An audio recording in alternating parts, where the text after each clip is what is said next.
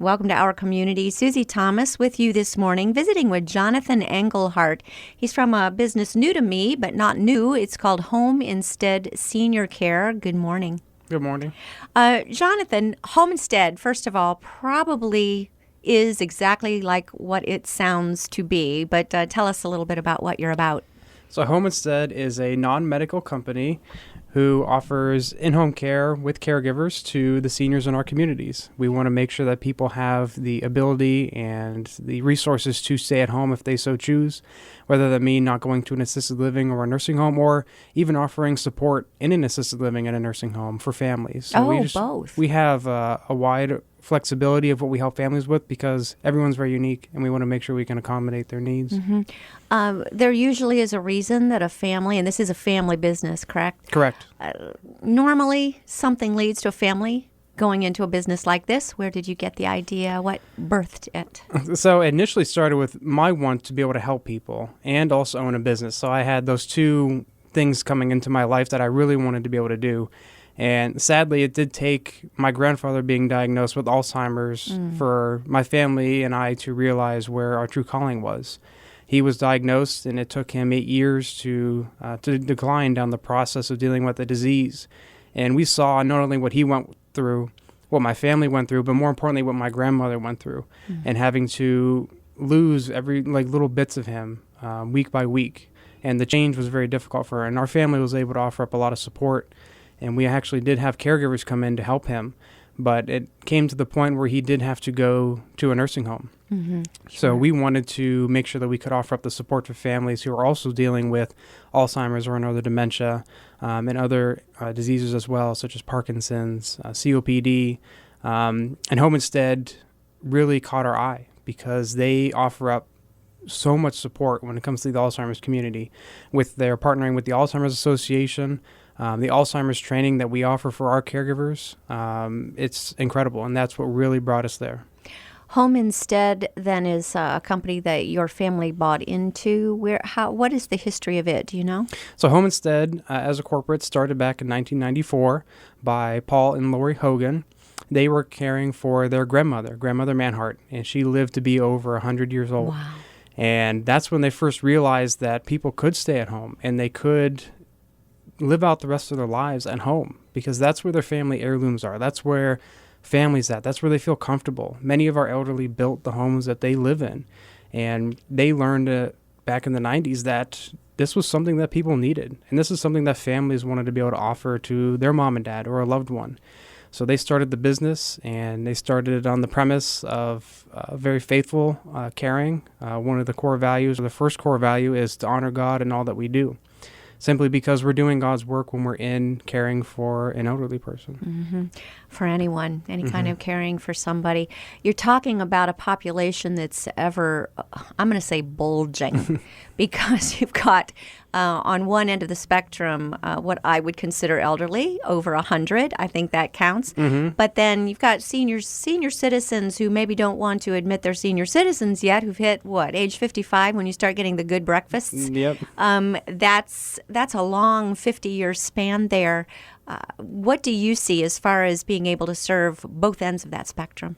So we have clients on both ends. You're right. We've had early dementia clients, early onset in their 50s. One of our oldest caregivers is in her late 60s. We have another one who turned 71. That's still giving care.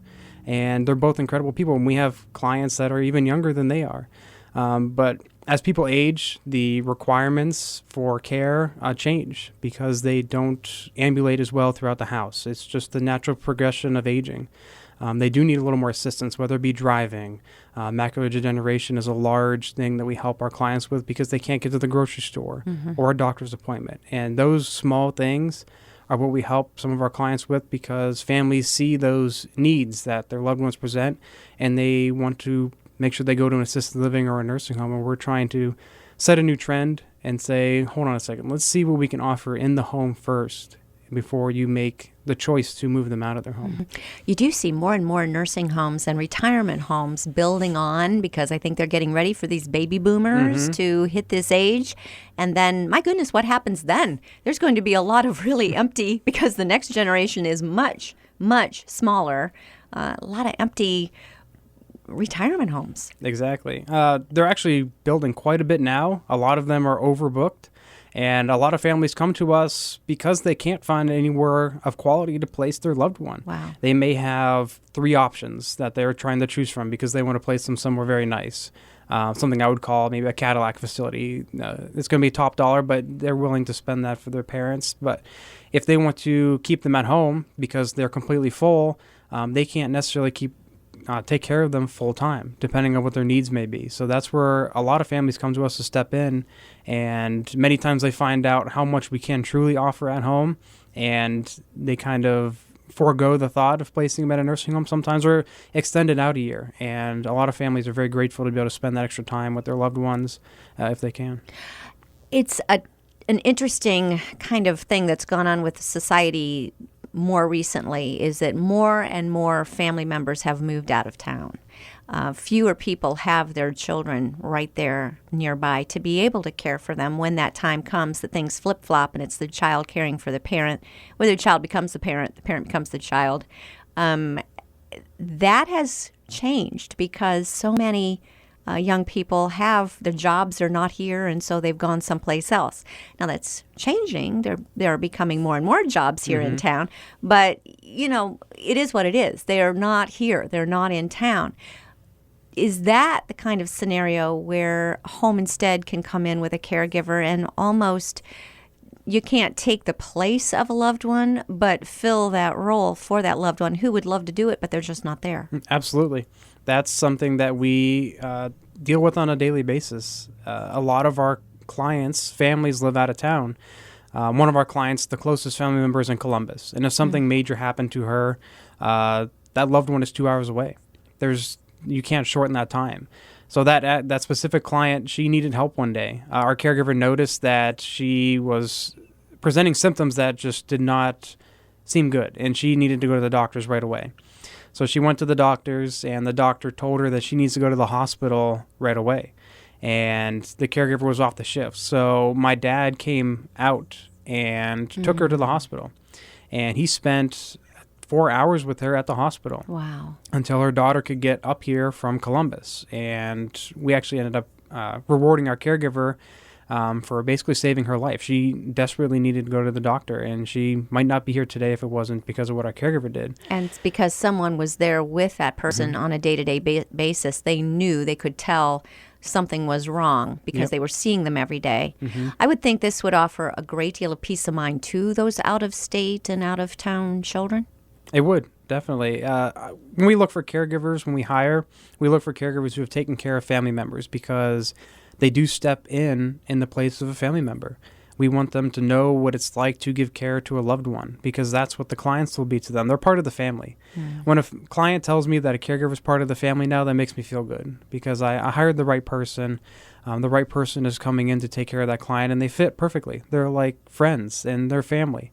And our caregivers take care of them way above and beyond what the job may ask them, baking them food, bringing in pies. Even if they're off of our care, I've had caregivers go in weekly and give pies to a client just because they knew that was what kept him happy. Just something simple. It's the small things in life, and our caregivers realize that. Wow. Let's talk about the services that you do provide and then the services, that you do not provide. Let's talk about those. So when it comes to non-medical care, it generally falls within 3 categories. So you have companionship care, personalized care, and specialized care.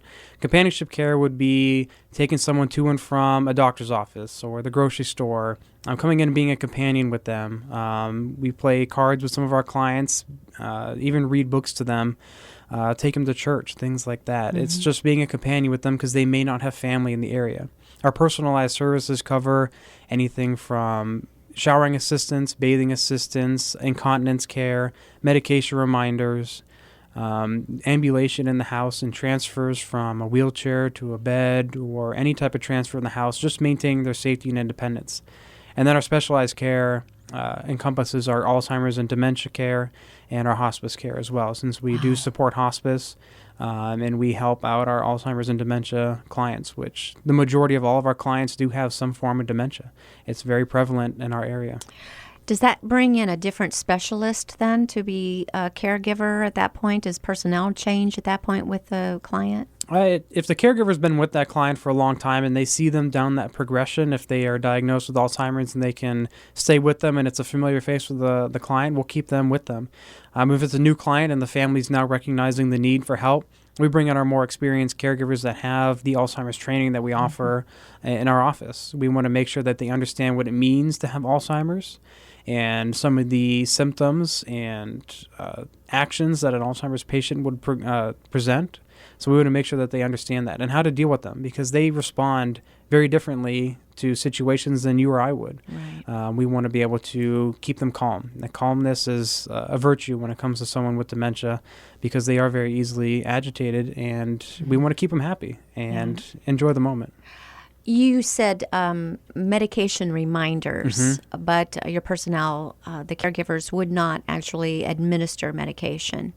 So how does a person take their medicine when they need to? So a lot of our clients are able to take the medications themselves. They just don't understand the time or what medications to take. So most of our clients do have a pill box that they have scheduled Monday or morning, afternoon, and evening, Monday through the week and the weekends. And we take the pills out at a specific time and give them the pills, and they're able to take them. If they're not able to administer the pills themselves, we do need a family member or a friend to be there, or a medical staff, since administering and dosing medications is considered a medical task under the state of Ohio, and you would need a nurse to be able to come in to be able to do that. So most of our clients, we just give them the medications, they're able to take it. And if a family fills the pill box, then that is perfectly fine for the week. But we're very client-specific, and every situation is different, and we try to accommodate our families to the best of our ability. We're talking about quite a big decision, and we are speaking with Jonathan Engelhardt. He's from Homestead Senior Care. When is it time to start talking with you folks? That's a tough question, because a lot of families are able to handle things differently than other families. You have family members out of town, you have family members in town. Some are willing to help, some are not willing to help. So I like families to be able to be involved in their parents' care. I feel that is very important, because they're a loved one and they will give the utmost care to their parents. But many times someone's not available to be able to help. And once the need is shown that is maybe disrupting a family member's life, and they can't go to work as they once did, or certain things are not able to get done, and they can't handle their own family's needs, then it's maybe time to look and see what help is out there. And because of that, we offer something as small as 3 hours once a week, a 3-hour minimum shift once a week, because sometimes that's all families need. And then we do have 24/7 care for some of our clients, because some of our clients cannot be left alone. They're very critical. Are there some signals, some signs that we should be aware of that might trigger the onset of Alzheimer's? We all, I'm going to say this just because it makes me feel better, we all have moments of forgetfulness. And I think, everyone has that. But we're talking about something way beyond forgetfulness. But what would those flags be? You'll notice the start of forgetfulness. So maybe some repetition when it comes to stories when they were giving as a kid. Alzheimer's tends to go from the most immediate knowledge back. So they will stop recalling things in the now, and they will stop recalling things from a year ago. And you'll start to see that they're not having the memory of the more recent memories. It goes from the present to the back. Some things as placing things in the wrong spot. It could be placing keys in a freezer, and those are things that obviously we would not do if we were thinking about it, but they do things that doesn't make sense. They might take, one bad thing is they might forget that they took their medication, and they might take their medication again, and then they don't remember, and they might take it again. So medication management is a very large part of what we help our dementia and Alzheimer's patients with. But you'll start noticing those signs and symptoms. Maybe their gait is starting to get a little bit shorter. It's kind of funny how your gait when you walk ties in with your cognitive ability. They actually use that as a measure of how effective Alzheimer's medications are, because as someone progresses, their gait gets shorter and shorter and closer together, and they don't walk as well. It's very crazy how that actually does tie in very closely with the progression and how they walk.